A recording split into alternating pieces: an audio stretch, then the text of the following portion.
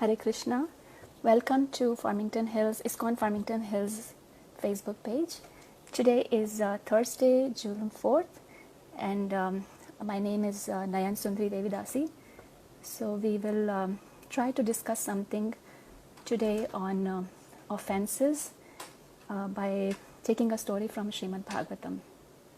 So before we start, as usual, we will do the most important thing, and that is taking blessings from the Acharyas and Guru Parampara. If I'm audible, I am not sure if I'm audible. Okay. If I'm not, please message. And so we'll start with the prayers.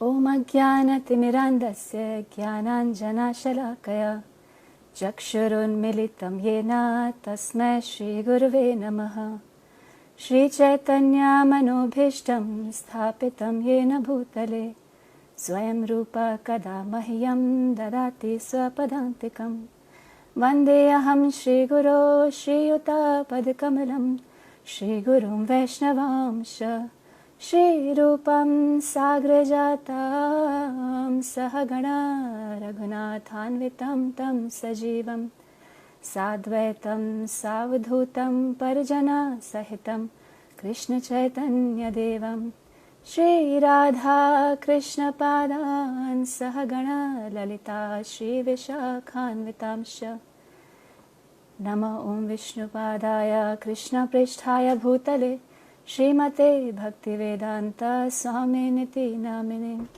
Namaste Saraswati Deve Gauravani Pracharine Nirvishesha Shunyavadi Pashatya Deshatarine Vancha Kalpatarubhyascha Kripa Sindhubhya Evacha Patitanam Pavanebhyo Vaishnavebhyo Namo Namaha Namo Mahavadanyaya Krishna Prema Pradayate Krishnaya Krishna Chaitanya Namne Gaura Trishe Namaha Panchatattvatmakam Krishnam Bhaktarupa Swarupakam Bhaktavataram Bhaktakyam Namami Bhakta Shaktikam He Krishna Karuna Sindhu Dinabandhu Jagatpate Gopesha Gopika Kanta Radha Kanta Namastate Tapta Kanchana Gaurangi Radhe Vrindavaneshwari Vrishabhano Sate Devi Pranamami Hari Priye Jai Shri Krishna Chaitanya Prabhu Nityananda Shri Advaita Gadadhara Shivasadi Gaur Bhakta Vrinda Hare Krishna Krishna Krishna Hare Hare Hare Rama Rama Rama Hare Hare.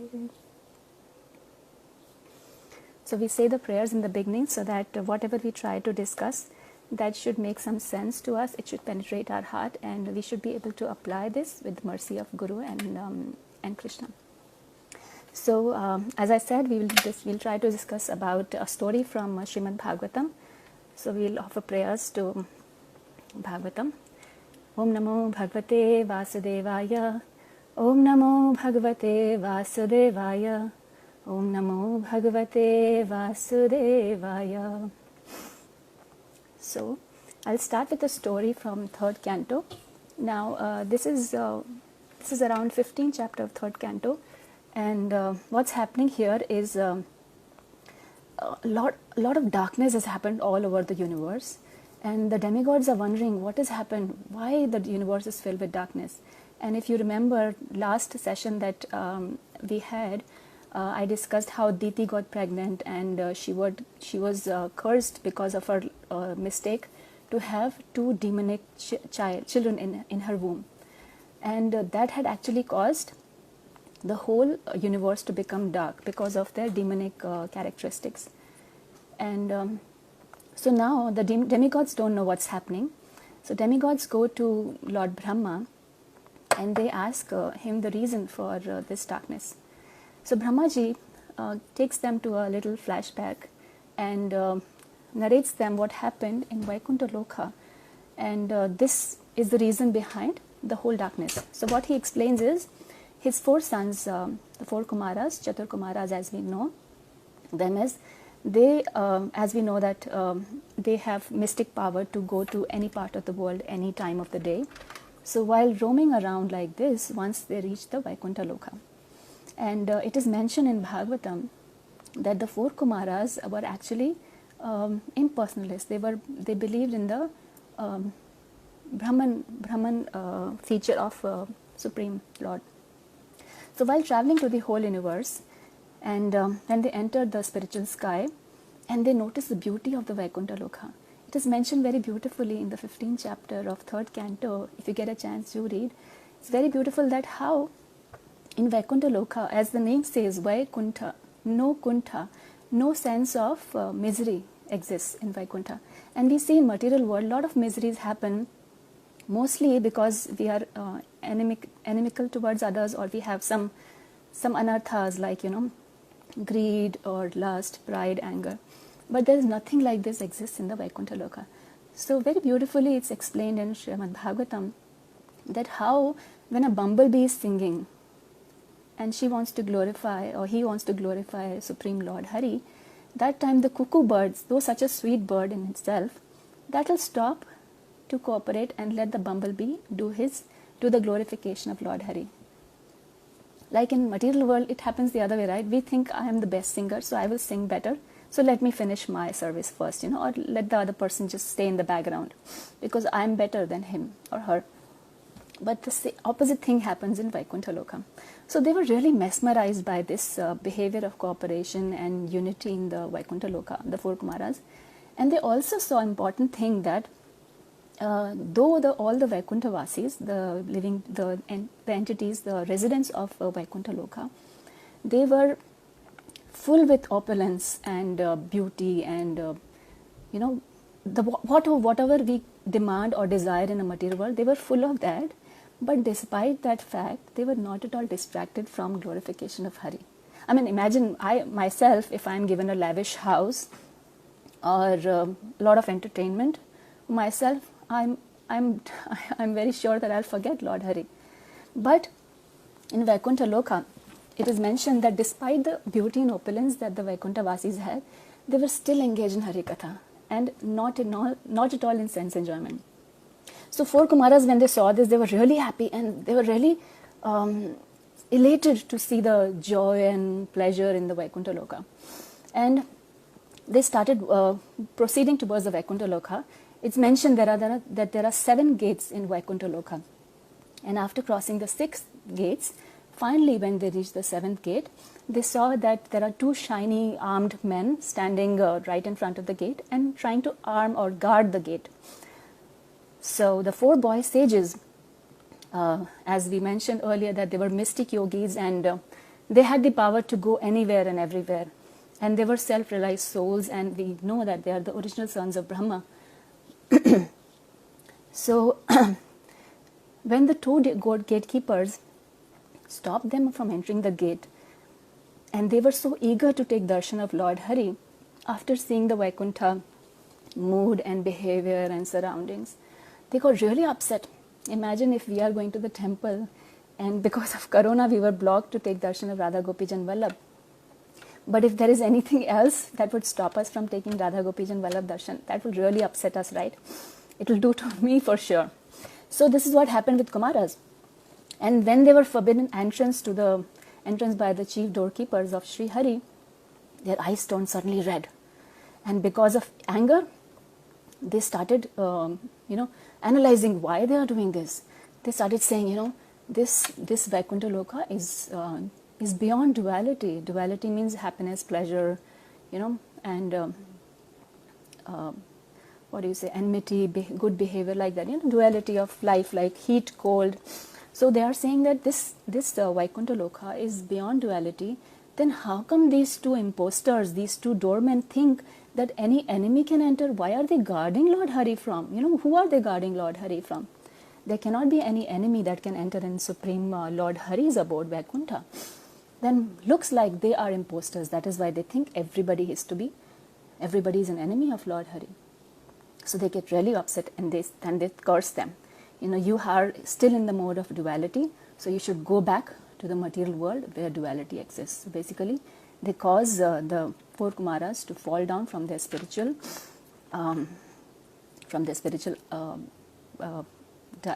place to material world, and they get really, really, really, really sad, because they knew that a Brahmana's curse cannot be taken back. So immediately they beg forgiveness, and they also really feel very bad at their behavior that they did, and they hurt a Brahmana. So they ask for they request the four Kumaras, saying, since you are such pure devotees, and you are the devotees of Lord, and you are so compassionate, so please, please, please, kindly, even if we go to the material world, give us a benediction that we'll never be able to forget Supreme Lord. Such an important gesture, right? When we are cursed, we always think, what am I going to do? What am I going to do? But they are not worried about what is going to happen to them, but they are instead worried about whether we'll be able to remember Lord Hari or not. That is the supreme goal. And I forgot to mention that when these Chatur Kumaras enter the Vaikuntha Loka, and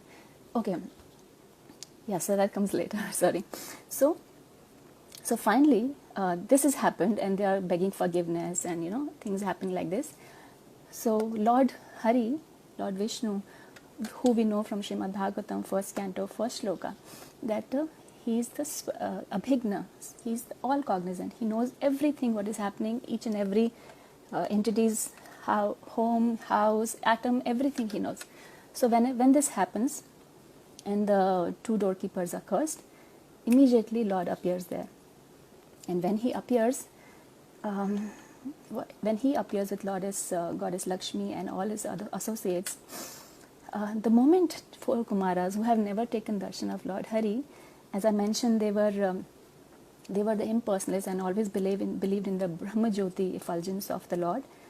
They had never taken personal darshan of the Lord, and it is mentioned in Bhagavatam that the fragrance coming from the lotus feet of the Lord, along with the tulsi which is offered at the lotus feet of the Lord, the fragrance combined together, when it started, that aroma came to the nostrils of the four Kumaras, they immediately became pure devotees. They became bhaktas from impersonalists.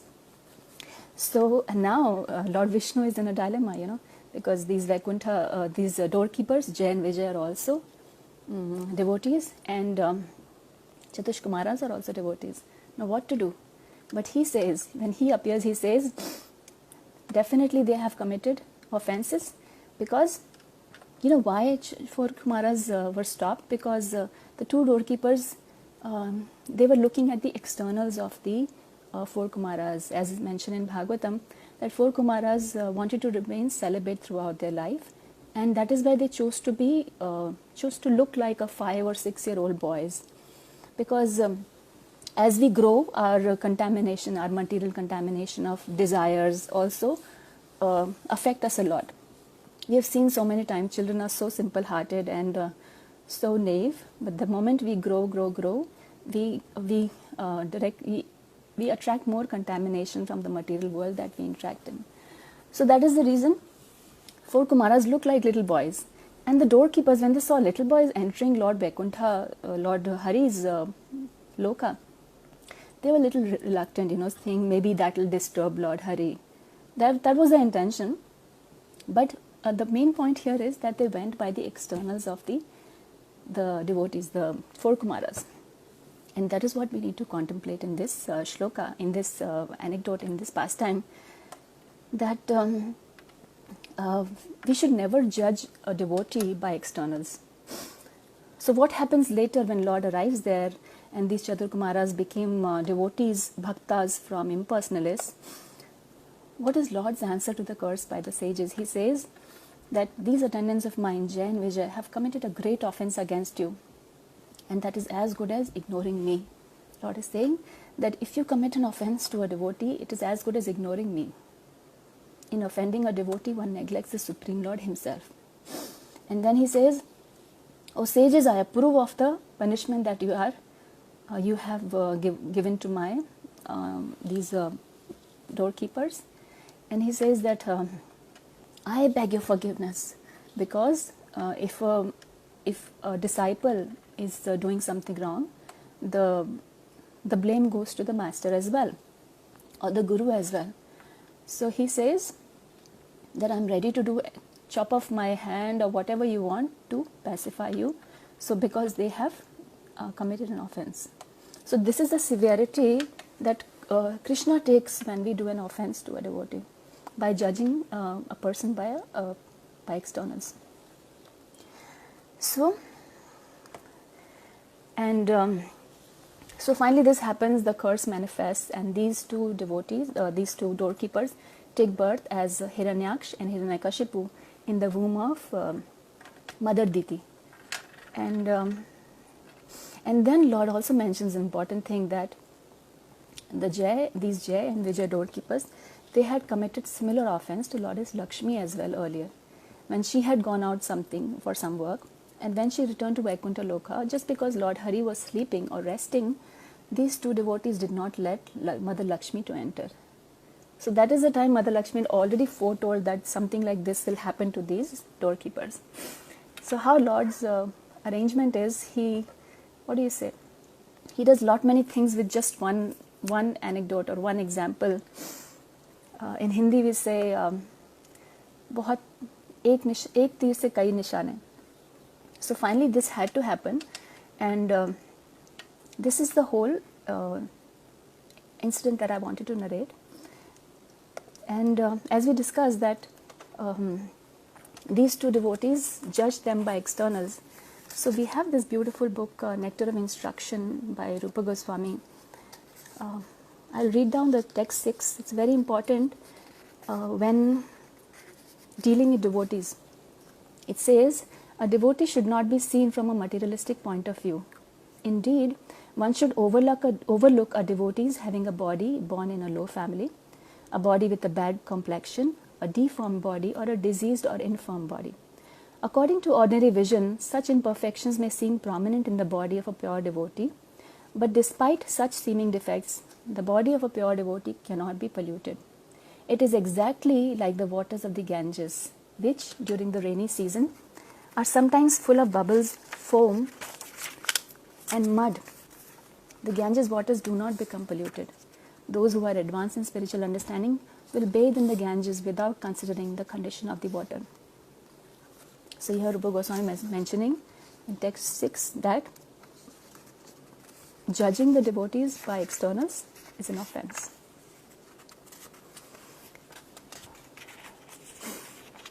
And then this is how Krishna also mentioned in the incident that we saw, that offense committed to Brahmana is as good as an offense committed to me, or even higher. So from this we understand that we need to be very careful not to commit offenses. Now, if I elaborate the word offense, is like off the fence. So when there is a fence or a line or a demarcation when we are dealing with devotees.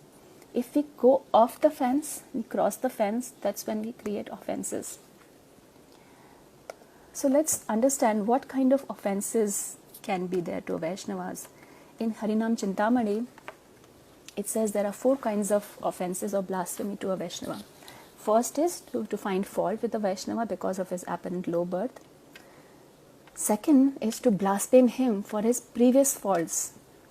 Like, say for example, I used to have bad habits earlier, and I'm still judged by those past habits. So that's an offense too.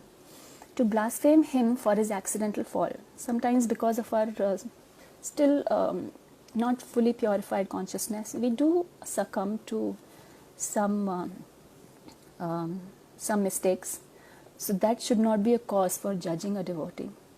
The fourth one is to blaspheme him for the faults that are almost rectified. Say for example, if a person is trying to work on the faults that he knows exists in him, and still, of course he's not fully rectified his mistakes, so they are still happening. So we should not judge a person or criticize a Vaishnava based on the fact that they are not completely rectified, but they are almost rectified. Now we saw in this scenario, in this incident, what happened to the doorkeepers who committed an offense. Let's see what Shastras say. What are the after effects of committing an offense to a Vaishnava? So Hari Bhakti Vilas says, when one blasphemes a Vaishnava, he loses his religiosity, his wealth, his fame and children. So this is what we work for, right? We need religiosity in our life. We need some wealth in our life to sustain our body, mind and soul. And fame and children. So here it is saying that Hari Bhakti Vilas mentioning, if one beats a Vaishnava, he blasphemes a Vaishnava, shows disrespect to Vaishnava, gets angry upon a Vaishnava, or does not express joy. Interesting. If a person does not express joy in seeing a Vaishnava, he goes to the hell. So, such an important thing, right? If we not even express joy at looking at a Vaishnava. Okay, somebody says, Hare Krishna, how are you? And I like, Hare Krishna, yeah, I'm fine. This is really an offense. So we should be very enthusiastic and happy and joyful when we try to welcome or come face to face with a Vaishnava. And it's said, mentioned in Hari Bhakti Vilas, that an offense at the lotus feet of the Lord can be counteracted by chanting of the holy names intensely and increasing our quality, enhancing our quality and increasing the quantity. But an offense at the lotus feet of the devotee is very, very difficult to get over with. So, till now we saw the incident, what happened with the Chatukumaras and doorkeepers, how the doorkeepers were cursed, and we saw what is an offense, what kind of offenses can be there, and what are the after effects of offense. Now we need to also learn how to avoid offending devotees. So that's also now mentioned in the Nectar of Instruction by Rupa Goswami, text 5. When we know how to deal with devotees based on different levels of devotees, that is when there are less chances that we can commit more and more offenses. So, text 5 says, one should mentally honor the devotee who chants the holy name of the Lord, Krishna. So first mentally honor the devotee who has ever even chanted one round of Hare Krishna Mahamantra or holy name of Krishna. Then the next level, one should offer humble obeisances to the devotee who has undergone spiritual initiation and is engaged in worshipping the deity of the Lord. This is second level. And one should associate with and faithfully serve that pure devotee who is advanced in undeviated devotional service and whose heart is completely devoid of the propensity to criticize others. So this is the third level. So first level is anybody who's doing chanting the holy names of Lord, that should be respected in mind and mentally honored. And then one who has taken initiation and is practicing sadhana bhakti, is worshipping the deity, but still has little contamination maybe, then we should pay our humble obeisances to that devotee. And if we have a pure devotee who is away from these propensity to criticize and is completely purified, we should take association and take instructions from him and serve him. So these three levels are called as the Kanishta Adhikari, Madhyam Adhikari and Uttam Adhikari. So if we know the difference between these different levels of devotees, sometimes somebody may ask a question, how to know if somebody is a Kanishta Adhikari or Madhyam Adhikari or Uttam Adhikari? If we are not sure because our level is a little lower to understand the differentiation, then the best is to consider everybody as at least at Madhyam Adhikari level and pay humble obeisances to them and never ever do those things that, condemning or, trying to find faults. Whenever, that's my personal experience that I also do fault finding a lot. And when I do, I try to remind myself that if somebody comes to counting my faults, the list will go endless. So, and plus it's not my duty to, I'm not the authority to find faults. Of course, I'm also struggling in this regard. But by discussing topics like this, I'm sure that we reaffirm our this knowledge to us, and it goes straight in our brain, and someday we'll be able to practice what we are talking here. So now we are saying that, okay, how to avoid offending devotees, but what if I already offended devotees in the past? How do I get over that with? So that is also mentioned in Chaitanya Bhagavat. It is said, the only three ways to remove Vaishnava Aparadh, Vaishnava offense, is First is to genuinely beg forgiveness from the Vaishnava that we have offended, like how the doorkeeper Jay and Vijay did. They immediately beg forgiveness from the four Kumaras. And there are beautiful shlokas which says from Chaitanya Bhagavat, Madhya Leela, it says, Ye Vaishnavasthane aparadhaya hayayaram punaste kshamile aparadha guchetara. If one offends a devotee, a Vaishnava, the only way to get free from the offense is to go back to that Vaishnava and beg his forgiveness. Kanta phute yei mukhe sei mukheyaya paye kanta phutile ki kandhe bahiraya.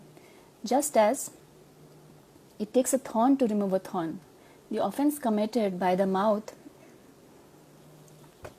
against a Vaishnava must be cursed with the mouth by begging forgiveness. Chaitanya Bhagavat, Ante Leela says this. The second way to remove Vaishnava aparadh is by chanting the name of Lord Nityananda constantly. The shloka that's mentioned in Chaitanya Bhagavat Madhya Leela regarding this is Nityanand prasade se ninda yakshaya, Nityanand prasade se Vishnu bhakti haya. Only by the causeless mercy of the name, form and pastimes of Lord Nityananda, one's offences against Vaishnavas are destroyed and one attains devotional service of Lord Krishna. So Gauranga Mahaprabhu, Nityanand Prabhu are our only saviors if we have done offences to Vaishnavas in the past. And then the third way to remove Vaishnava aparadh, it is mentioned in Chaitanya Bhagavata that there is this beautiful incident from Srimad Bhagavat, Chaitanya Bhagavat chapter 22, Madhya Leela, where there's a story about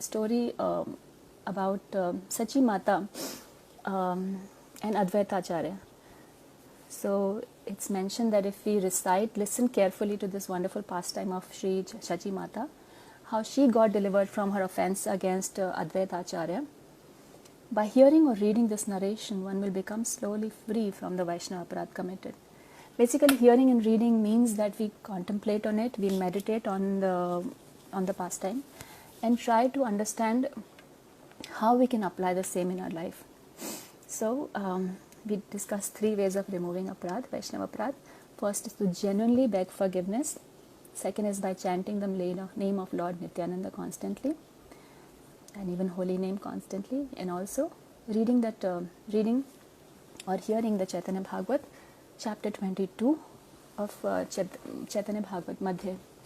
So we will try to discuss that pastime in the last 4 minutes that we have, and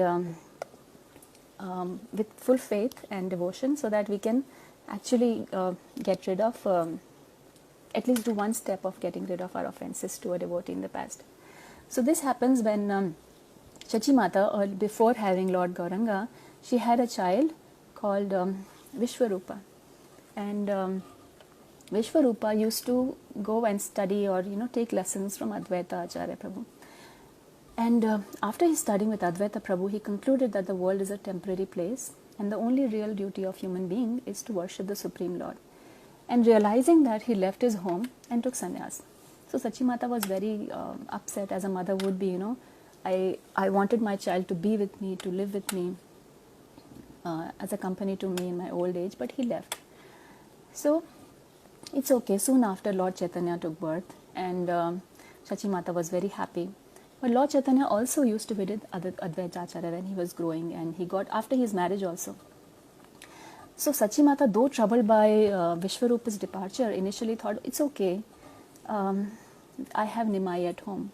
But when Nimai too was constantly going to associate with Advaita Acharya, leaving his wife Lakshmi Priya at home, she began to think that, Advaita is causing so much distress to me, and I'm scared that he might take my son also away from me.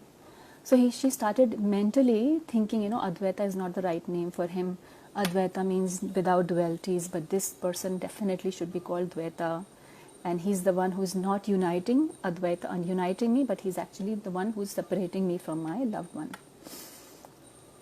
And that way she mentally criticized Advaita Acharya. And later on, Gaurang Mahaprabhu, when he was in his Mahaprakash Leela, he's showing his eternal form to his associates and devotees. when devotees came and asked that Shachi Mata wanted to come and take his darshan of this eternal form, he denied. He said because Shachi Mata has committed an offense at the lotus feet of a Vaishnava, Advaita Acharya, by condemning him, by mentally criticizing him. I cannot allow her to take my darshan. And when Shachi Mata got to know, she immediately ran to Advaita Acharya, begged his forgiveness. And Advaita Acharya, being the pure devotee that he is, he started glorifying Shachi Mata in turn. So that should be our mood as well when somebody comes and apologizes to us. Instead of saying, yeah, I know you did that to me. But our behavior should be like Advaita Acharya when he's saying, he's actually glorifying Shachi Mata, saying, you are so glorious that Lord, Supreme Personality of Godhead took birth from your womb. And he started glorifying, and he continued glorifying her till the time he actually fainted. And when he fainted, Shachi Mata took the dust from his lotus feet, and that's when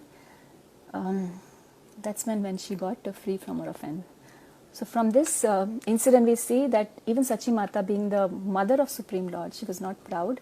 So we should also try to follow in her footsteps and not consider ourselves pure bhaktas or senior devotees. That's what I think so myself. So on this note, I would like to end the class, end the session and discussion on offenses to Vaishnavas, and I want to beg forgiveness if I've ever committed any offense to Vaishnava. Beg forgiveness from you. Thank you very much. Hare Krishna. If you have any questions, you can ask in the comment box now or later, and I will try to get back to you. Thank you for your humble audience and patient audience. It's 1:29. Maybe we can wait another minute and see if there are any questions. Okay, it's 1:30 now. So I will end here. Thank you so much. Hare Krishna. Dhanvat Pranam.